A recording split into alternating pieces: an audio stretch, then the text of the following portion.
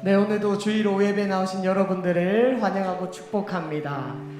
오늘 좀 새로운 찬양을 배워보면서 또 우리 하나님의 이름을 기억하고 높이면 좋겠습니다. 은혜로다 주의 은혜라는 찬양인데요. 은혜로다 주의 은혜, 날 살리신 주님의 큰 은혜. 은혜로다 주의 은혜, 날 살리신 주님의 은혜 라는 이런 찬양입니다. 이 시간 우리 또 뒤에 악보도 또 나올 거고, 또 우리 성도님들 한두 번 들으면 다 잘 하시니까 우리 이 시간 한번 배워보면서 또 함께 새로운 찬양으로 찬양했으면 좋겠습니다.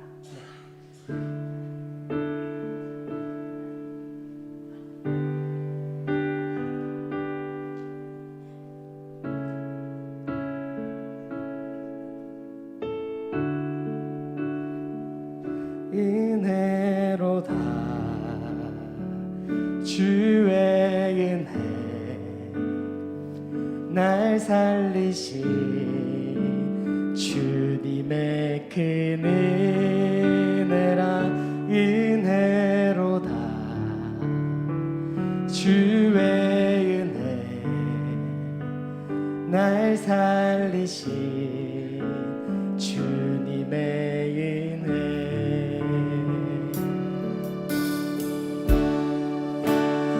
우리 함께 하실 수 있으시겠죠? 우리 다시 한 번 더 처음부터 찬양할 때 가사를 기억하시면서 또 함께 찬양했으면 좋겠습니다.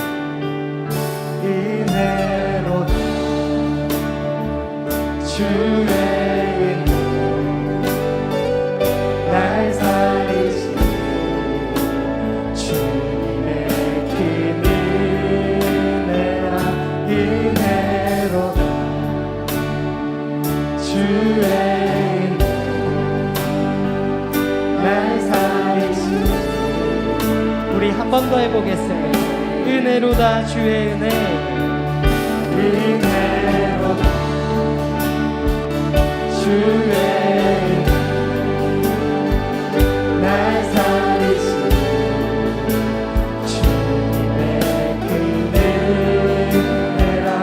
은혜로다 주의 은혜,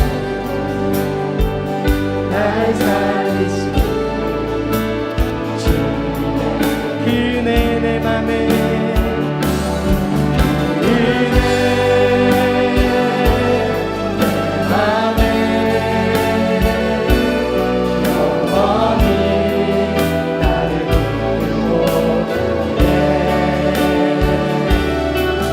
은혜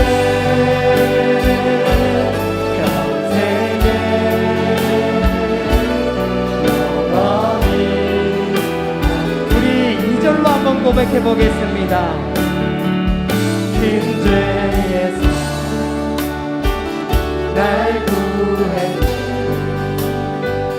한량없는 주님의 큰 은혜라.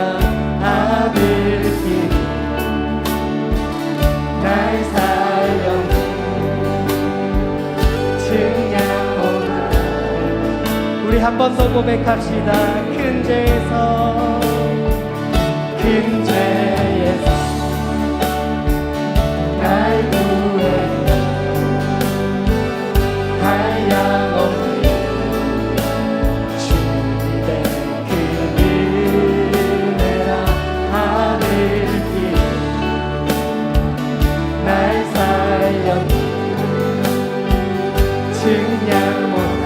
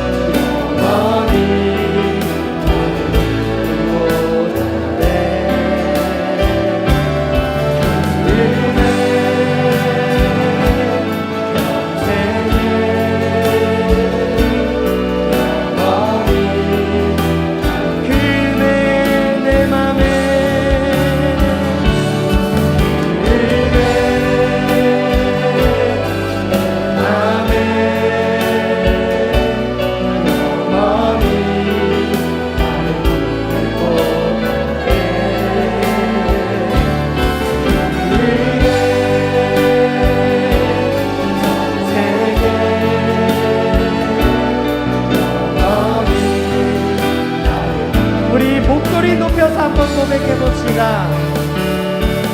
은혜로다 은혜로 주의 은혜 주의 은혜 날 살리시네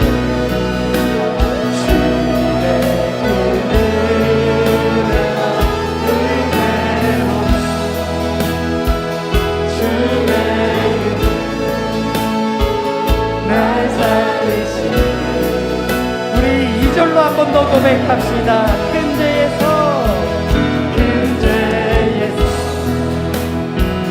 날 구했네 한량없네 주의 그 은혜라 하늘 위로 날 살렸네 증량 못할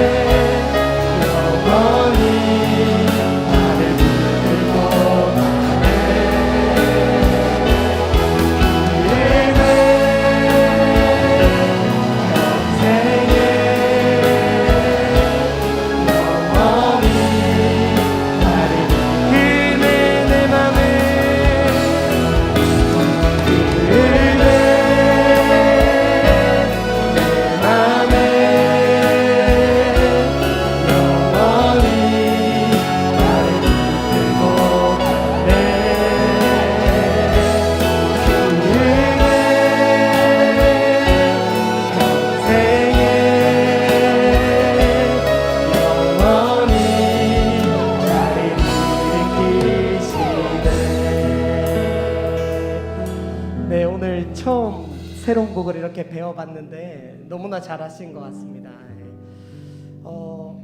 매번 동일한 찬양으로 하나님의 이름을 부르는 것도 좋지만 우리 한 번씩 이렇게 또 새로운 곡을 가지고 하실 때 한량없는 은혜로 마음의 문을 열어주시고 그리고 또 한 가지는 입을 열어주셔야 합니다. 그래야 우리가 또 새로운 곡들을 잘 배울 수 있을 것 같습니다. 그래서 오늘 이렇게 한 것처럼 다음에 또 새로운 곡들 또 함께 부를 수 있는 곡들 저희가 또 열심히 찾고 또 열심히 함께 이렇게 해서 할 때 함께 오늘처럼 하면 너무나 좋을 것 같습니다. 네.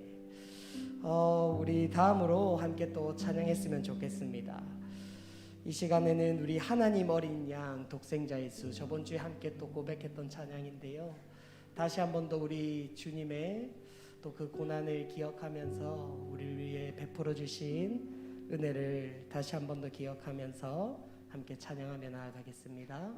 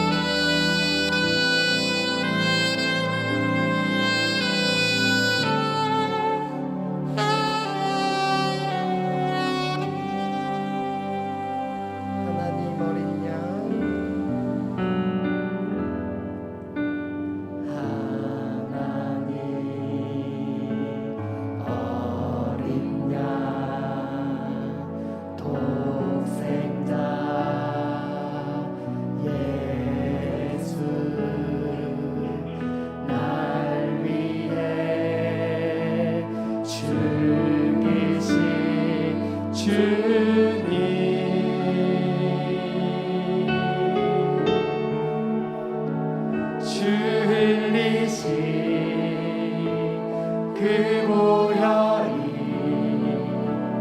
날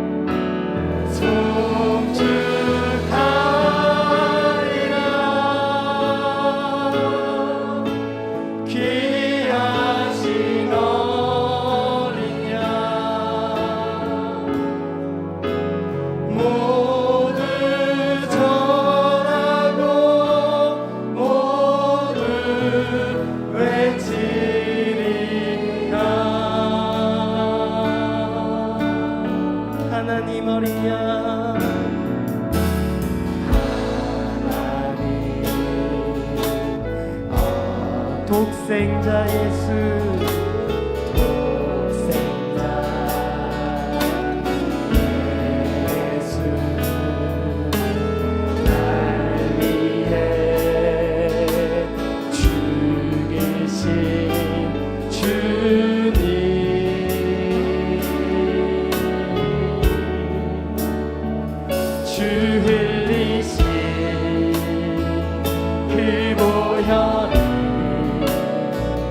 나의 죄를 정결케 하는 내 영을 고치시 송축하리라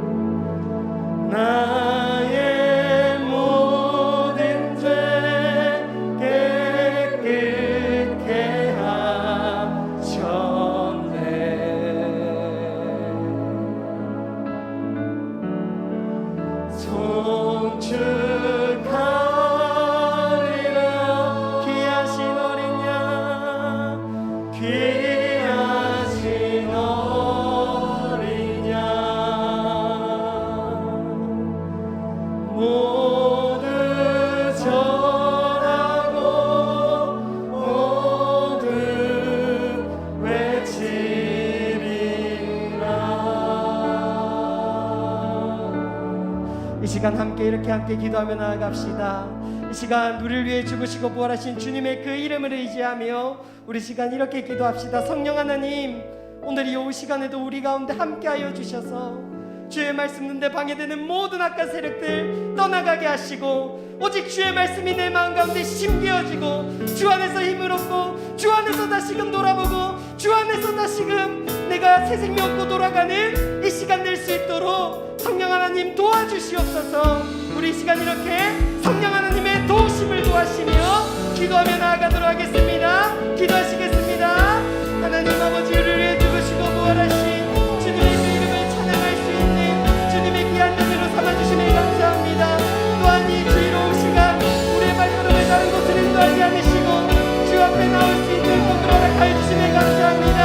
성령 하나님, 이 시간 우리 마음 가운데 우리 이곳 가운데 도와주시고 우리가 온전히 주님 앞에 온전히 드리고 주님께서 주신 것으로 온전히 받아들이는 이 오후 예배 시간 될 수 있도록 우리를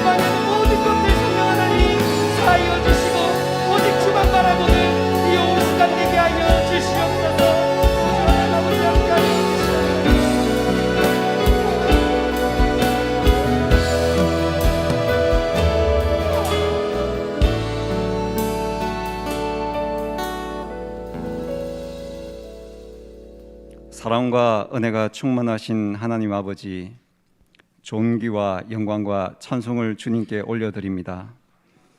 죄로 인해 죽을 수밖에 없었던 저희들에게 새로운 생명을 주시고 영원히 천국에서 살아갈 수 있는 은혜 주심을 감사합니다. 또한 거룩한 성의를 저희에게 허락하시고 주님 전에 나와서 예배할 수 있게 하심 감사합니다. 따뜻한 봄날을 주심을 감사합니다.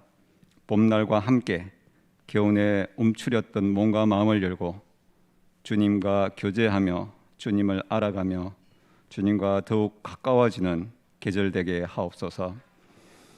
사순절 기간입니다. 주님의 오심과 고난 받으심을 묵상하며 부활을 준비하는 자녀 되게 하옵소서.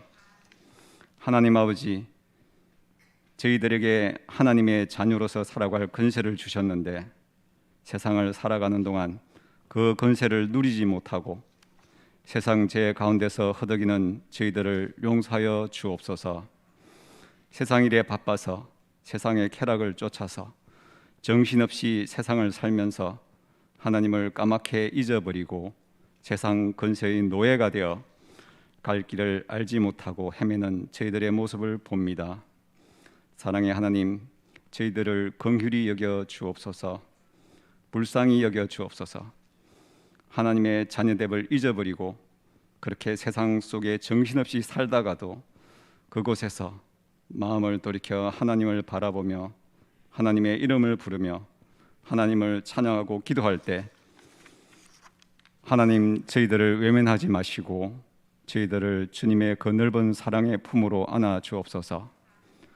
저희들을 용납하여 주시고 더럽고 추한 모든 죄악을 예수 그리스도의 보혈로 깨끗하게 하여 주옵소서. 정결한 마음을 주시고 신령과 진정으로 드리는 예배되게 하여 주옵소서. 이 시간 주님께서 부어주시는 은혜를 차고 넘치게 받아서 일주일 동안 복된 삶을 살아갈 수 있도록 힘 주옵소서. 하나님, 이 시간 국가와 민족을 위해서 기도합니다. 위정자들에게 주님을 경외하는 마음을 주시고 자기의 이익만을 쫓는 자들이 아닌 이 나라와 민족을 위해 일하는 위정자들이 되게 하옵소서. 지금 이 땅에는 소망을 잃어버린 채 자초된 삶을 힘겹게 살아가는 고달픈 영혼들이 넘쳐나고 있습니다. 하나님, 이들에게 소망을 주시며 하나님을 아는 지혜가 있게 하옵소서. 그래서 목마른 사슴이 시냇물을 찾아 헤매듯이 그 영혼들이 주님을 찾기에 갈급한 영혼들이 되게 하여 주옵소서. 주님이 친히 세우신 이 한빛 교회가 힘든고 어려운 때일수록 고난 가운데서 주님의 뜻을 담아내기에 힘쓰는 교회가 되게 하옵소서. 이 시대에 한빛 교회를 향한 주님의 뜻이 무엇인지를 분별할 수 있는 교회가 되게 하시며 이 창원 땅에 죽어가는 수많은 영혼들을 구원의 길로 인도하는 구원의 등대 역할을 잘 감당하는 교회가 되게 하여 주옵소서. 오늘 오후 예배에 주님의 복된 말씀을 들고 단위에 서시는 주영일 목사님을 기억하시고 선포하시는 말씀을 권세 있게 하셔서 저희 모두에게 은혜가 넘치게 하옵시고 하나님의 신령한 비밀을 깨달아 우리 모두가 변화되는 예배가 되게 하옵소서. 저희가 드리는 이 예배가 온 마음과 뜻과 힘을 다하여 드리는 예배가 되게 하여 주옵시고 우리 모두에게 성령으로 기름 부어 주셔서 참된 예배자로 하나님 앞에 서게 하여 주옵소서. 예배의 시종을 주님께 의탁합니다. 이 모든 말씀 예수님 이름으로 기도드립니다. 아멘.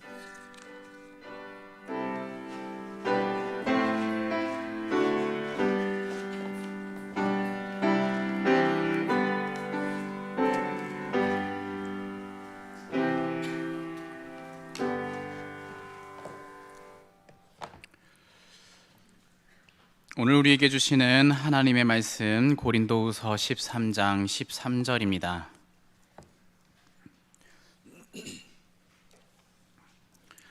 고린도후서 13장 13절.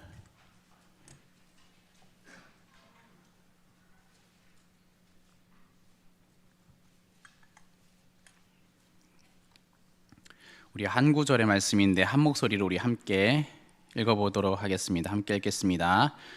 주 예수 그리스도의 은혜와 하나님의 사랑과 성령의 교통하심이 너희 무리와 함께 있을지어다. 아멘.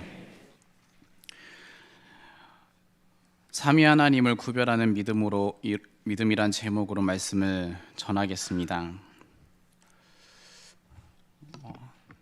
지난 2003년 12월 서울의 동작대교에서 유아 투기 사건이 벌어진 적이 있습니다. 젊은 나이의 남성 한 명이 자신의 두 자녀인 5살 아들과 4살 딸을 동작대교 아래로 던져서 숨지게 한 사건입니다.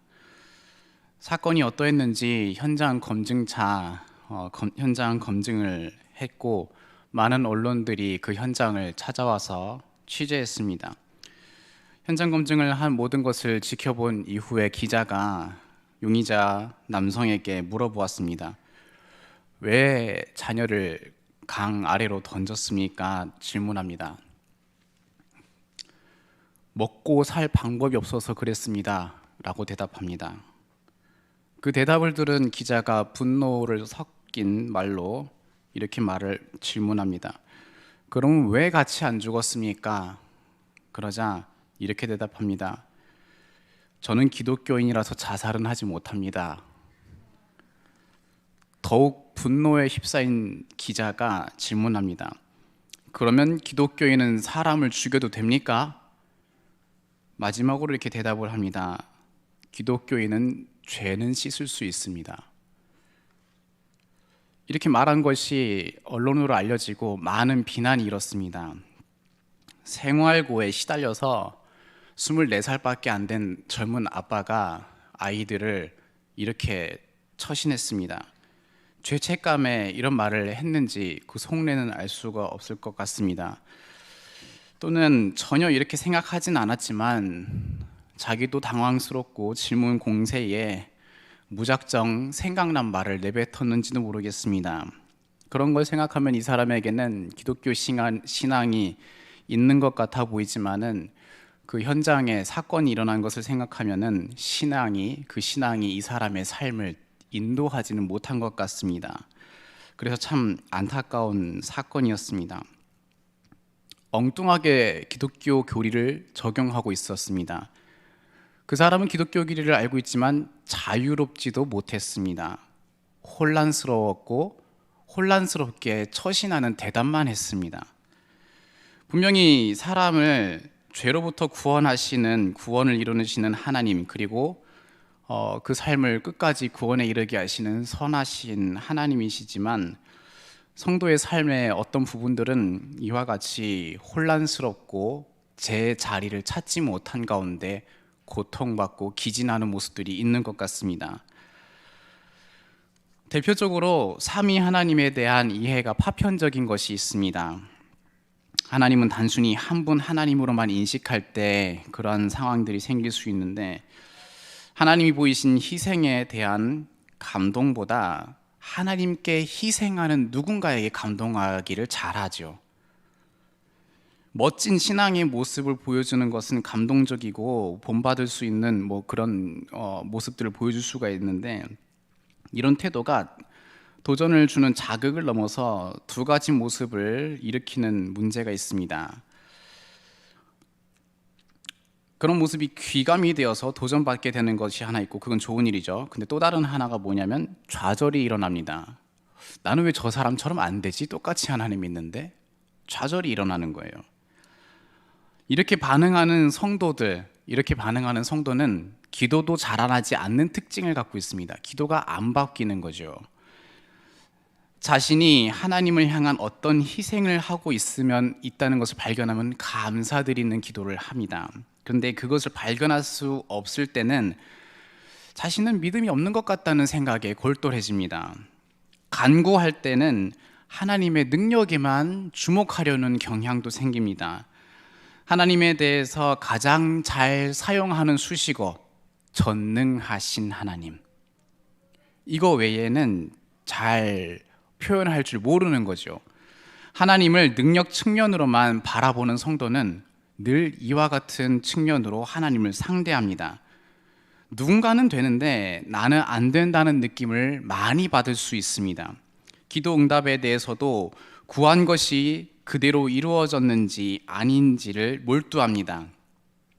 자신이 바라는 대로 하나님이 그렇게 다가와 주시는 것을 바라는 거죠.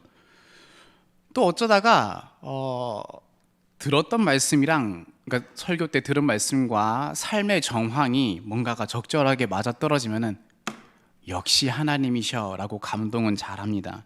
이것을 신앙이라고 여기고 그런 날이 자주 있기를 기대합니다.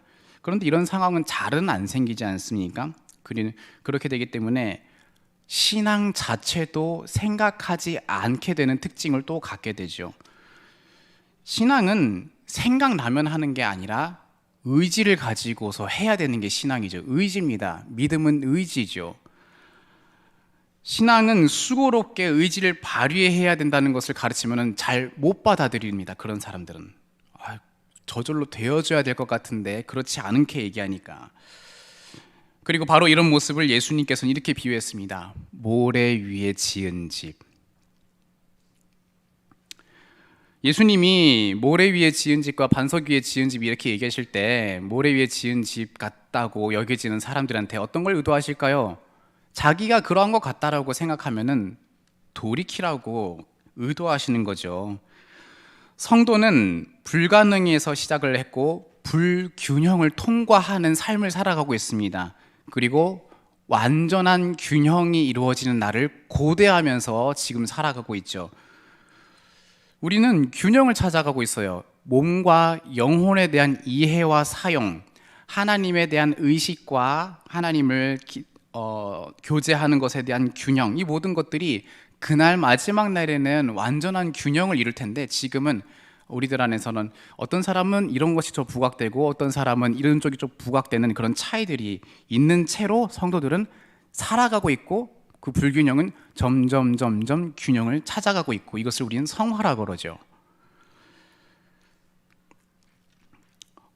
오늘 이런 얘기로 말씀을 전해드리는데 어제보다 오늘 그리고 오늘보다 내일은 더 균형 있게 하나님을 알고 누릴 수 있는 우리 모두가 되면 좋겠습니다. 우리는 사람의 제일 되는 목적을 소교리 분답을 통해서 잘 암송하고 계시죠. 피택자 교육 받으신 분들 잘 암송하고 계시죠. 뭐죠? 사람의 제일 되는 목적? 예, 감사합니다. 막 쏟아져 나오네요. 하나님을 영화롭게 하고 그분을 영원토록 즐거워하는 것. 두 글자로 예배입니다.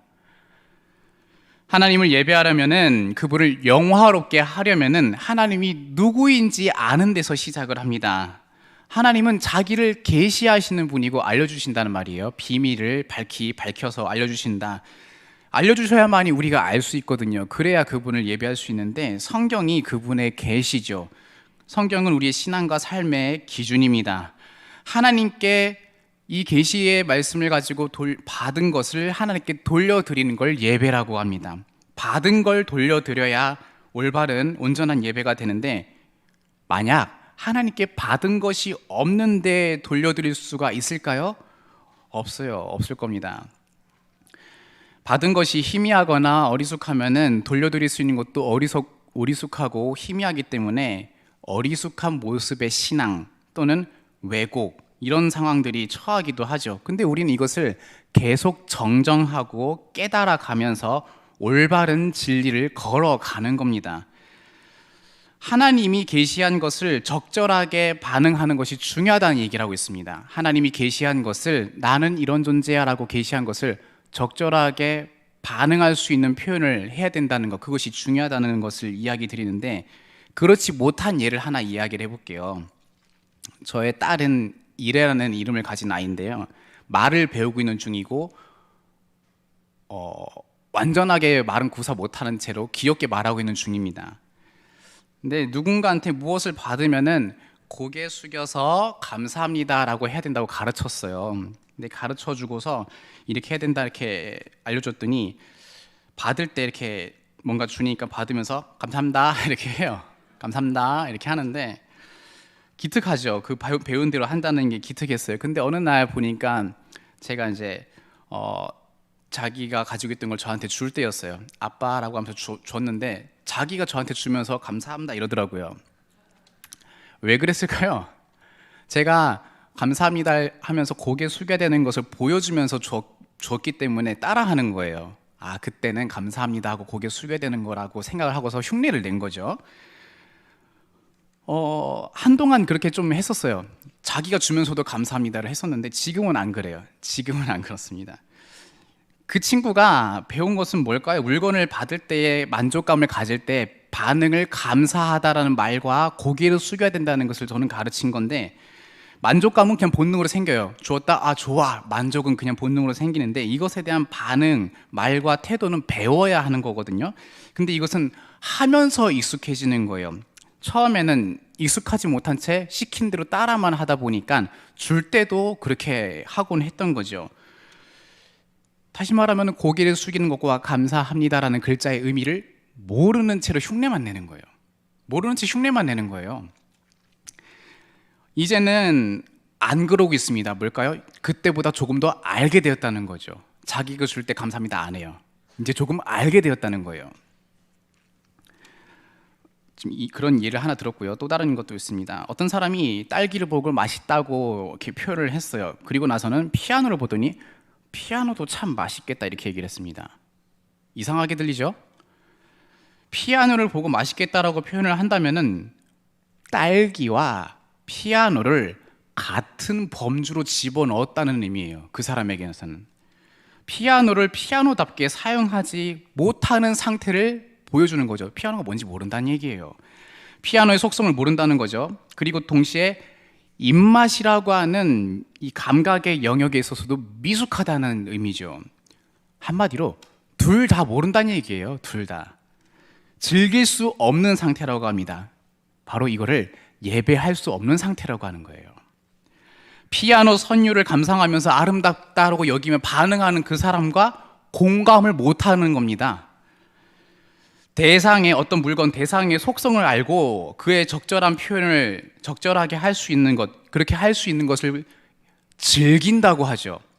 예배는 꼭 이거와 연관되어 있어요. 계란이 맛있겠다라고 하는 말을 하는 사람이 정말 잘 즐기는 사람이 있다라고 하면 어떨까요?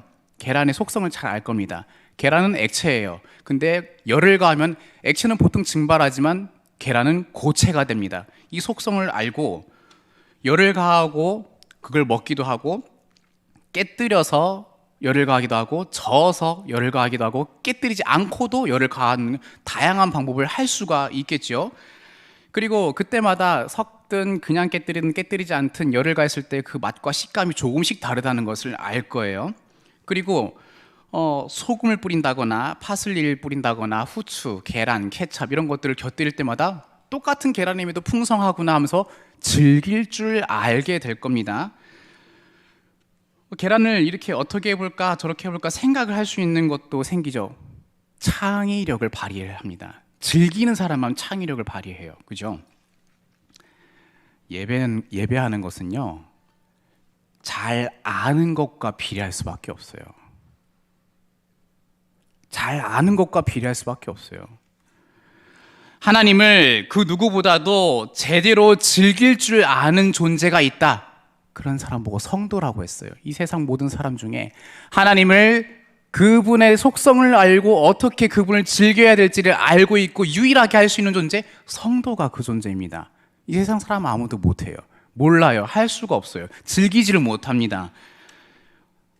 어린 성도일수록 그 대상의 속성을 잘 모르니까 표현도 미숙하고 좀 부족한 것들이 있겠죠.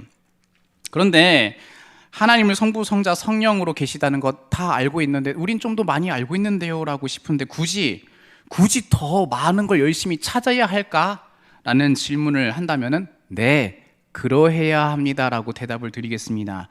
하나님이 성경을 통해서 계시한 것을 더 많이 찾으셔야 됩니다. 노아가 하나님과 동행하던 의인이라고 기록되어 있었어요. 근데 하나님과 동행하던 의인이었으니 그가 얼마나 하나님을 잘 알았겠습니까? 근데 하나님이 노아에게 방주를 지으라고 명령하셨을 때 방주 어떤 모양이어야 되는지 상세히 설명해줘요. 알아서 만들어라. 넌 나랑 나 잘 알잖아. 너 내 뜻 알지? 알아서 만들어. 이렇게 안 하시고 이렇게 만들고 이거 사용하고 이 재료 이런 거 다 말해줘요. 구원에 직결된 내용이기 때문에 하나님께서 상세하게 그렇게 얘기해 줬고요. 또한 거기에 들어가야 할 동물들은 하나님이 불러서 들어가시잖아요. 노아는 말씀하신 대로 그대로 해야 자신도 그 구원하는 방주에 들어갈 수 있는 겁니다. 알되 귀 기울여서 그대로 행하는 자만이 들어가서 구원까지 얻는다. 그게 예배예요. 우리는 그분의 계시한 것을 귀 기울여서 찾고 계속 듣는 것은 불가피해요. 계속하는 일이에요. 그리고 이후에 범죄한 노아의 방주로 구원받은 사람들과 다시 확산된 인류가 있지 않습니까? 근데 다시 범죄하잖아요. 하나님이 그 이후로 이스라엘을 세우지요. 이스라엘을 세우셨을 때 또 하나님이 그 이스라엘에게 자기를 계시하실 때 모세를 통해서 또 설명한 거 한 가지 또 있어요. 성막 얼마나 상세하게 써 있는지 출애굽기 보시면 써 있잖아요. 어마어마하게 양이 방대하고 상세하고 복잡하고 이상하게까지 왜 이렇게까지 해야 되라고 그런 내용까지 써 있잖아요. 방주 때보다 훨씬 복잡해졌어요. 구원에 직결되는 내용이기 때문에 상세히 설명하셨고 전수되어야 하는 상황이기 때문에 상세했습니다. 그대로 하기 위해서 매우 주의를 기울여야만 하는 게 모세에게 요구된 태도예요. 예배자에게 이런 태도 요구하십니다. 더 귀 기울여서 계시한 거 알아야 된다는 말입니다. 오늘 본문이 축도할 때 늘 듣는 말씀 구절이죠. 예배 마칠 때 사용하는 구절입니다. 근데 예배 마칠 때 이 축도는요, 예배의 마지막이지만 가장 클라이막스입니다. 말씀하신, 설교를 통하여서 말씀하신 하나님이 그와 같이 온전한 사역으로, 이 구절에서 온전한 사역으로 약속하신다는 것을 선포하기 때문에 클라이막스입니다. 축복 기도가 아니기 때문에 목사에게 권위가 있는 게 아닌 말씀의 권위가 있다는 것을 설교 들은 후에 말씀하신 하나님께 경배하는 시간으로도 그 시간을 보냅니다. 그래서 우리 여러분 주보 보시면은 축도 옆에 성령이라고 써 있어요. 그분께 이렇게 말씀하시는 하나님이 이와 같은 삼위 하나님의 사역으로 우리와 영원토록 함께 하신다고 약속하시는구나 하면서 그분께 영광 돌리는 거예요.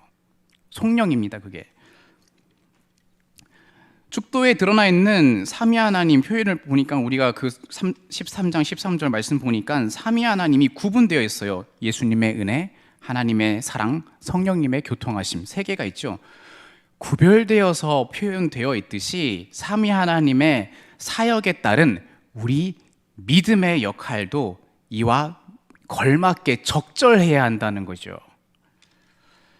예수님의 의미는 속죄를 의미하죠. 예수님의 은혜는 속죄를 의미합니다. 우리로 하여금 죄사함을 받게 하려고 탄생, 고난, 죽음, 부활, 승천, 우편에 앉으심, 재림, 이 모습으로 그분은 선지자, 제사장, 왕으로서 우리의 중보자가 되셨습니다. 그것이 예수님의 은혜를 일컬는 것이죠. 하나님의 사랑은 죄로 떠난 우리를 긍휼히 여기고 택하여 참고 기다려서 이것을 이루기 위해 순종의 독생 아들을 보내고 데려오도록 하신 것, 그것이 하나님의 사랑이죠. 잘 묘사한 게 누가복음 15장에 탕자를 기다리던 아버지입니다. 사랑이 그것입니다. 성령의 교통하심, 이것은 죄사함 받게 하신 예수님을 시작으로 하나님을 아버지로 부르며 교제하게 하시는 그 사귐, 교제, 교통을 의미하죠. 나아가서 이곳에 똑같이 부름받은 성도들 간에 예수님의 은혜와 하나님의 사랑을 서로 사랑하고 확인하라고 교제하도록 하신 것도 성령님의 교통하심의 고백이 같이 있는 거죠.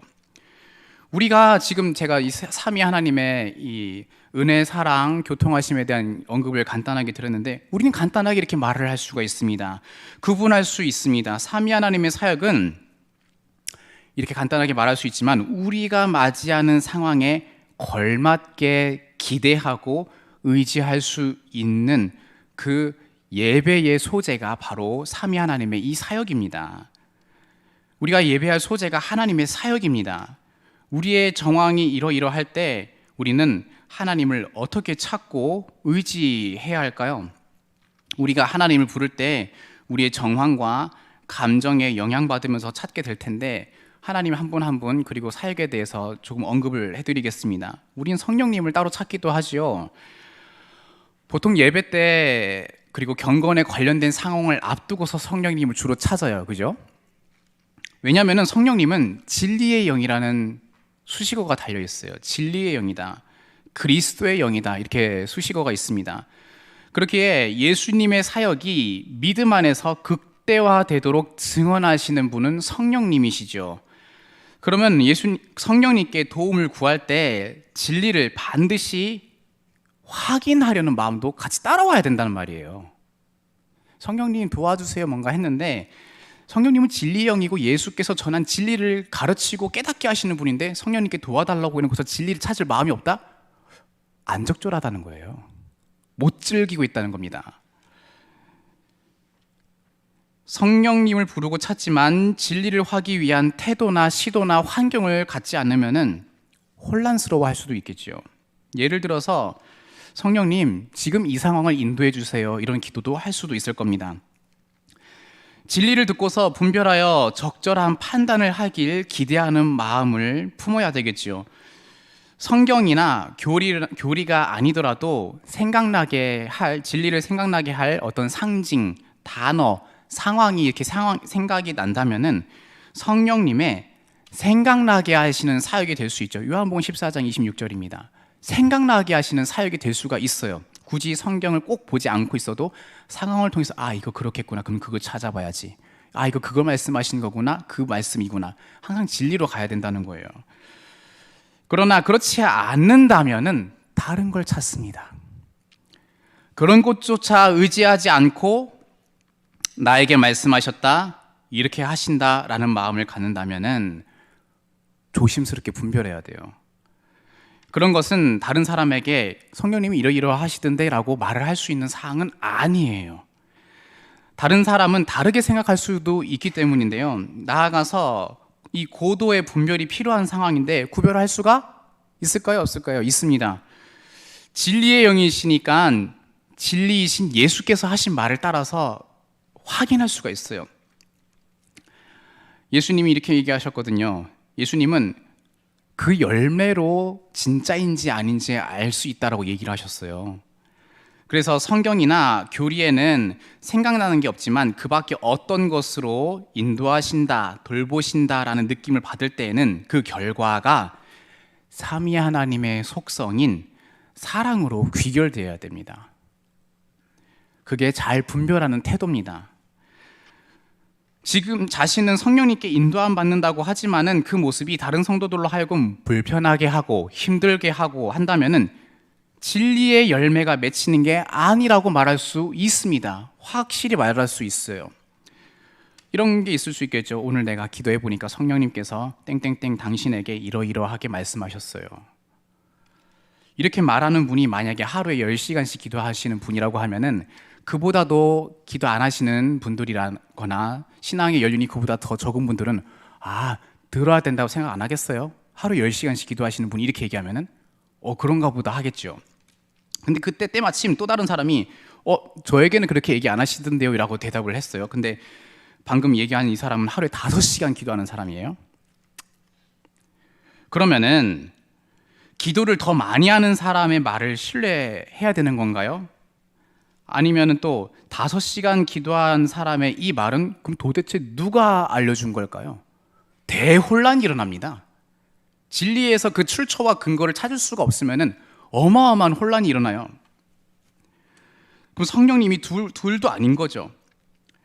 이런 종류의 표현은 성령님이 교제의 영이시라는 것도 무시하는 셈입니다. 결국 진리를 무시하는 태도에서 이 모든 반응은 일어납니다.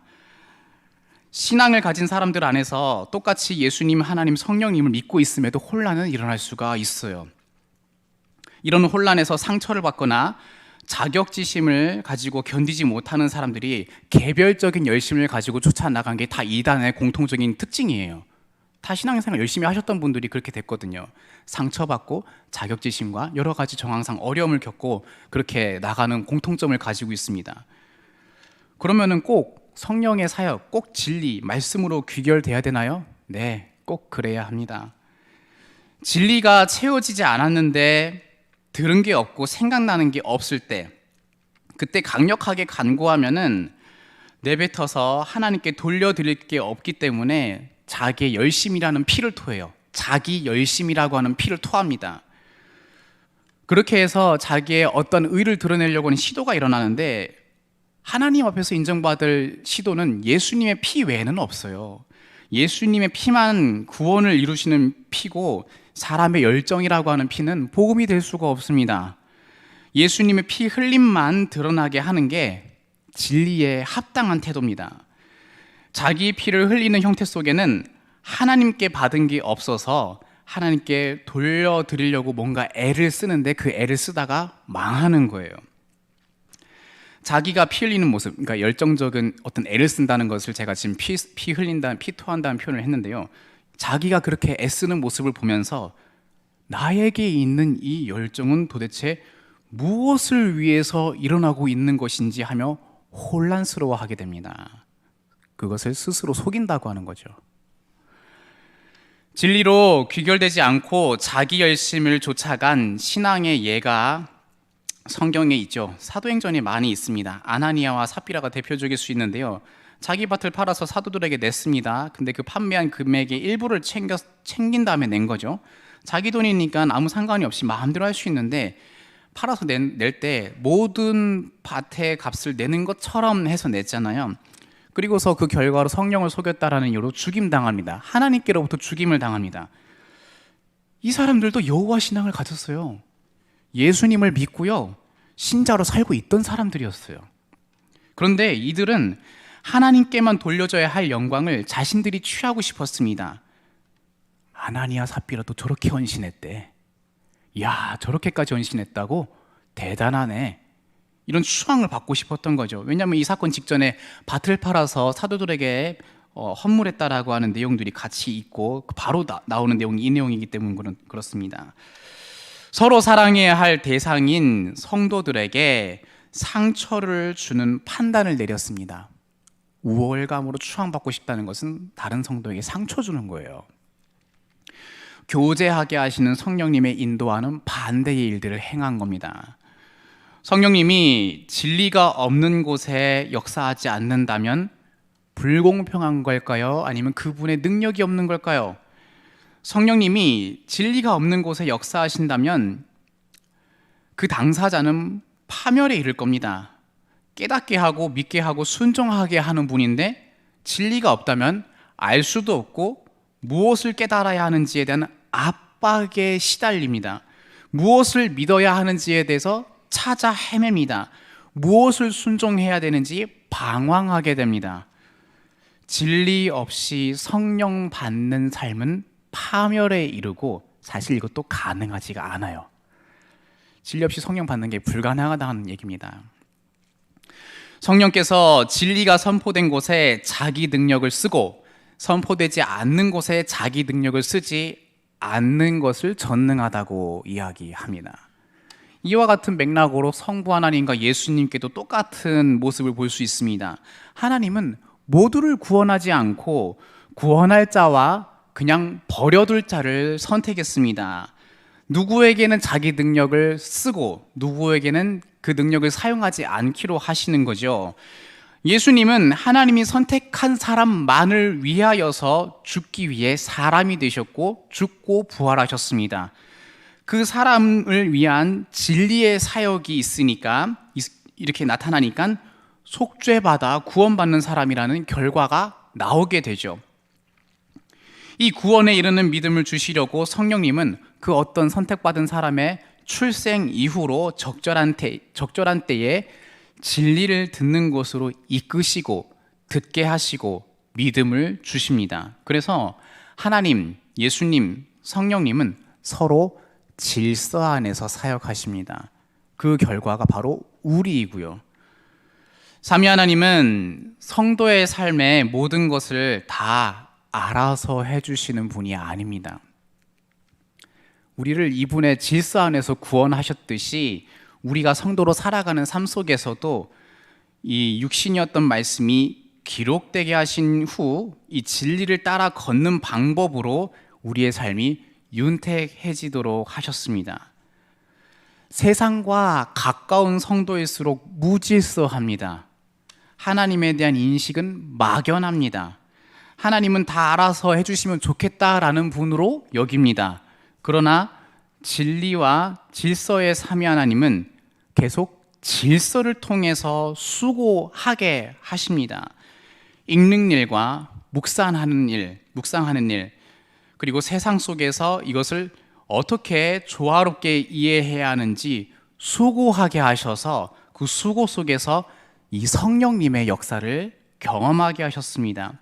그분이 도우신다, 그분이 깨닫게 하신다, 그분이 지혜를 가르치신다, 그분이 안목을 주시더라, 나의 체질이 이러했는데 이렇게 변하더라, 내가 이것을 좋아했으나 이제는 좋아하지 않더라. 이런 것들이 바로 이 수고 속에서 달라져요. 이 수고가 없으면 바뀌는 일도 없고 우리의 변화도 없는 겁니다. 이 수고 속에서 이루어집니다. 진리 안에 감추인 보화가 있음을 알고 계속 캐내는 모습과 같이 계속 캐내는 이 수고를 살게 하셨습니다. 추가적으로 하나님을 부를 때 완전히 맡겨서 의존하고 싶을 때는 보통 우리는 하나님 부르거든요. 아무것도 생각나는 진리도 없고 생각 못할 만큼, 진리를 생각 못할 만큼까지 많이 탈진하고 힘겨울 때는 그냥 막연하게 주님 또는 하나님 하고서 부르는 경향이 있지요. 그러면 하나님 도우시겠죠? 근데 하나님이 도우실 때 이렇게 도우십니다. 하나님이 도우셔서 일반적으로는 진리를 깨닫는 상황으로 몰아가셔서 도우시죠. 그리고 우리도 예수님을 부를 때가 있는데, 예수님을 부를 때는 하나님이 도우셔서 생각나게 한 것이 있을 때에 주로 예수님을 더 깊이 부를 수 있게 됩니다.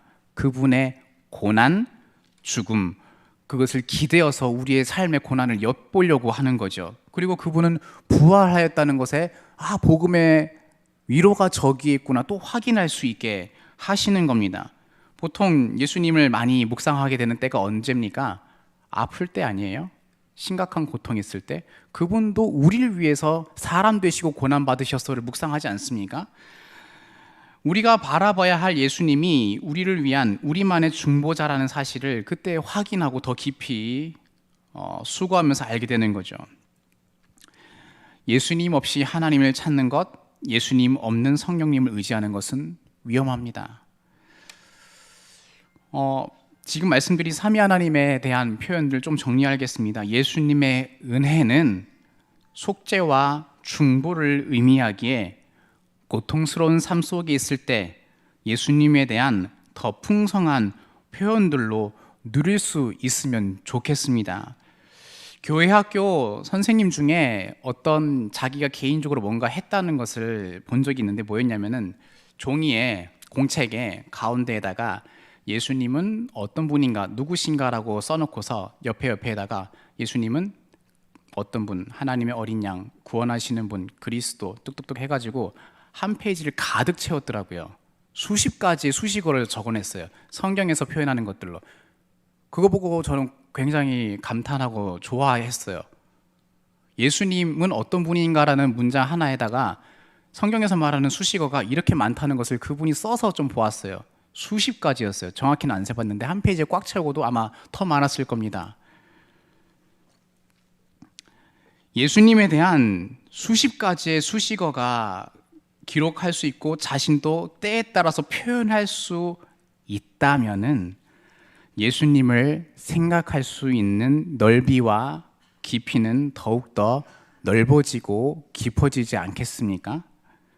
그 진리를 표현할 때 진리의 영이신 성령님이 이와 같이 붙들고자 하는 사람에게 예수님의 은혜라는 것을 깊이 채워주시지 않겠습니까? 하나님의 사랑은 죄로 떠난 우리를 긍휼히 여기시는 아버지의 모습이니 우리가 억울할 때, 힘겨울 때, 의지하고 싶을 때 더 많은 표현들로 누리실 수 있으면 좋겠습니다.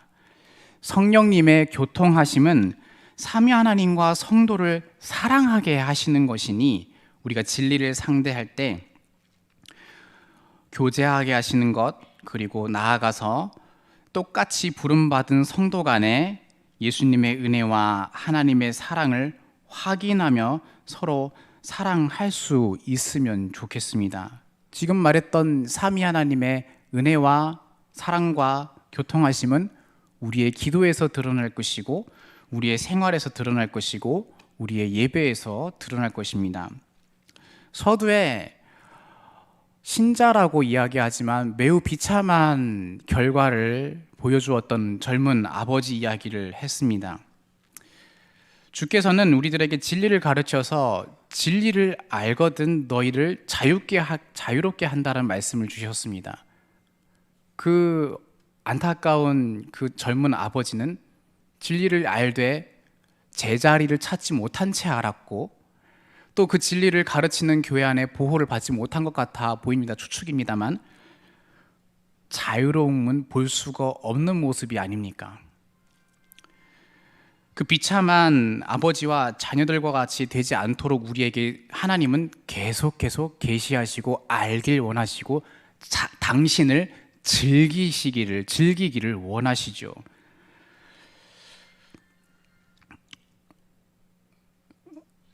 우리는 진리로 자유케 된 자들을 알고 있습니다. 히브리서 11장에 쓰여 있는 믿음의 사람들 있죠.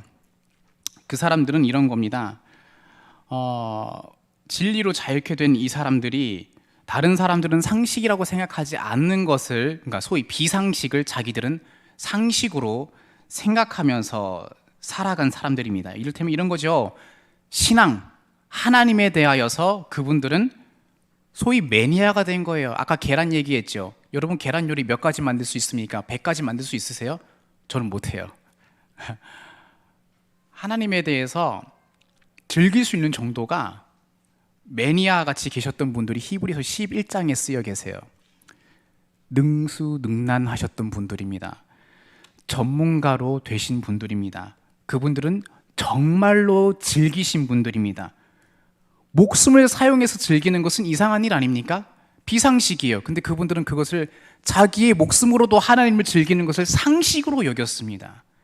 목숨을 그분들보다도 목숨이 더 작은 것이야, 하나님이 더 중요한 것이야 라고 이것을 상식으로 여긴 분들이 그들입니다.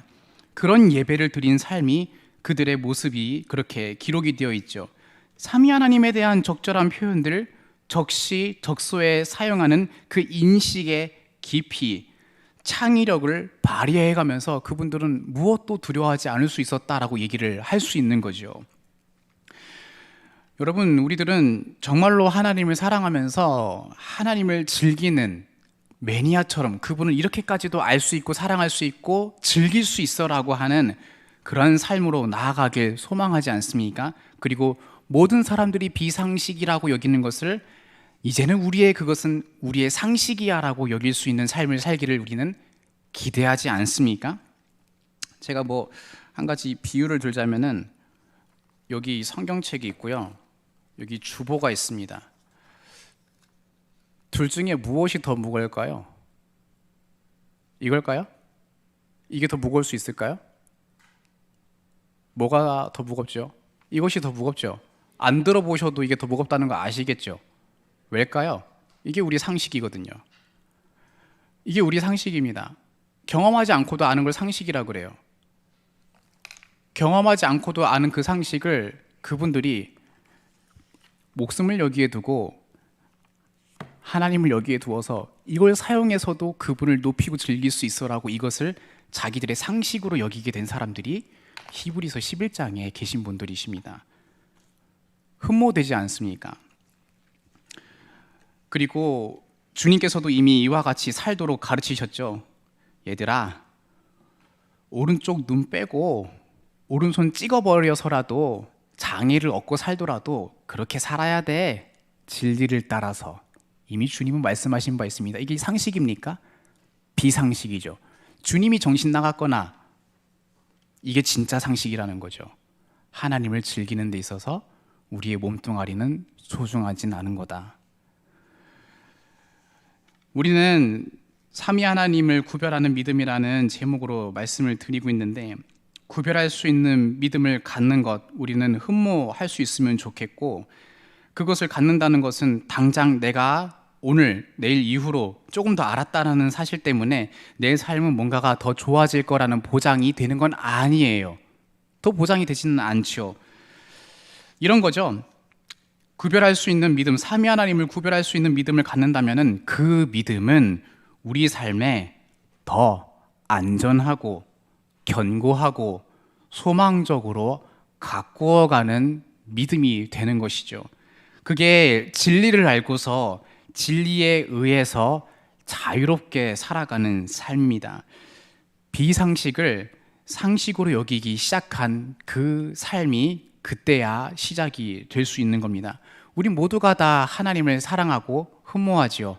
그리고 수많은 성경의 인물들 통해서 보면은 하나님을 계시한 것을 누군가는 많이 알고 누군가는 적게 알고 차이가 있고, 누군가는 혼란스러워했고 누군가는 그 혼란 가운데 다른 것을 헛디뎌서 다르게 선택한 사람들도 많이 등장합니다. 우리들도 그와 같은 불균형을 통과하는 중에 있습니다. 부디 완전한 균형을 이루는 그날까지 이 불균형을 통과하는 동안에 주께서 삼위 하나님께서 계시하신 사역과 행하신 일에 대한 적절한 표현과 적절하게 이해할 수 있는 수식을 잘 그려낼 수 있는 저와 여러분 되실 수 있기를 바랍니다. 기도하도록 하겠습니다. 거룩하신 아버지 하나님, 삼위 하나님께서 계시하여 주신 말씀이 있어서 우리는 삼위 하나님이 세 분이면서도 한 분이라는 사실을 잘 알고 있습니다. 예수님의 은혜와 하나님의 사랑과 성령의 교통하심에 대하여서도 말할 수 있는 만큼 알고 있는 것들이 제법 있습니다. 하나님을 얼마나 더 깊이 잘 알아야 할까, 이런 우리의 열망과 탐구심이 있을 때 하나님이 계시하신 것, 삼위 하나님의 존재와 그 속성에 대해서 잘 알아갈 수 있기를 간구하오니 우리에게 계시하신 바를 알게 하시고 탐구할 때에 잘 깨달을 수 있도록 역사하여 주옵소서.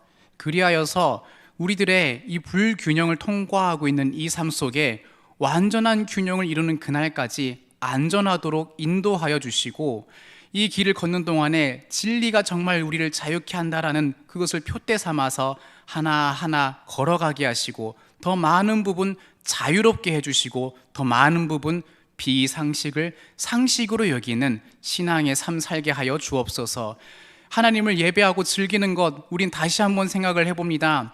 하나님을 즐기고 있다는 것, 정말로 전문가와 같이 능수능란하게 그분의 속성을 알아서 적절한 표현과 대처를 할 수 있는 그 의식이 깊어지길 원합니다. 그리하여서 우리가 드리는 예배, 부르짖는 그 한마디의 부르짖음 속에서도 하나님을 부르는 그 깊이와 넓이가 넓어져서 정말로 즐기고 무엇으로도 막을 수 없는 그 예배가 우리 가운데 이루어지게 하여 주옵소서. 감사드리옵고 예수님의 이름으로 기도드립니다. 아멘. 찬송가 10장 부르도록 하겠습니다.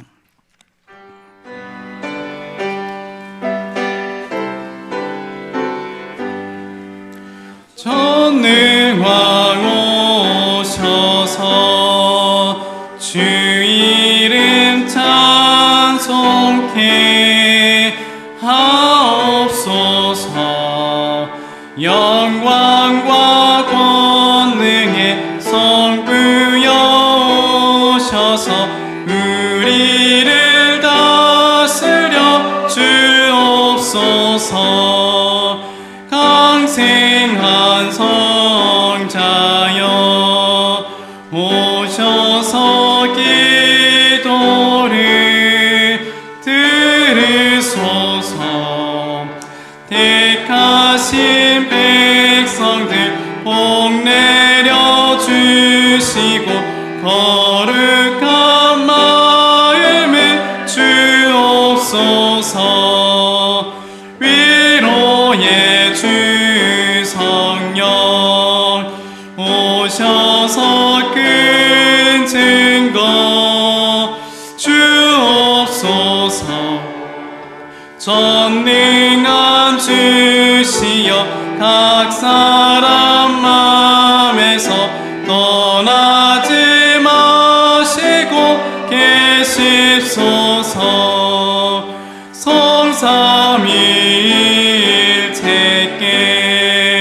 한없는 찬송을 드립니다. 존귀한 주님을 영광 중 배웠고 영원히 모시게 하옵소서. 아멘.